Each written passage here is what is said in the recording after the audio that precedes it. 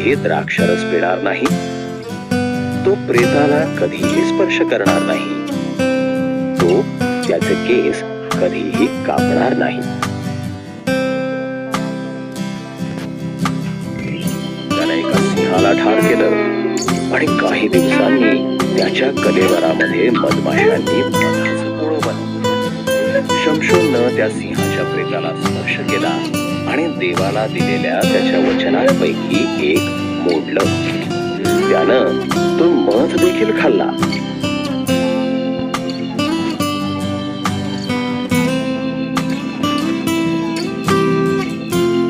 शमशोन दलीला नावाच्या एका स्त्रीच्या प्रेमात पडला.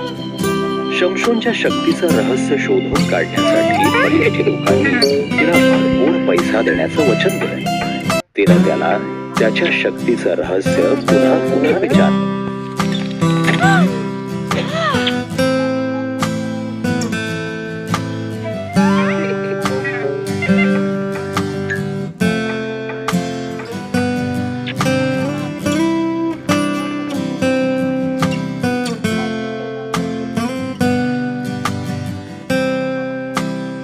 शेवटी शमशोन तर माझी शक्ती नाहीशी होईल म्हणून जेव्हा तो झोपला होता तेव्हा दलीलानं त्याचे केस काढण्यासाठी एका पुरुषाला बोलावलं. शमशोनाची सर्व शक्ती निघून गेली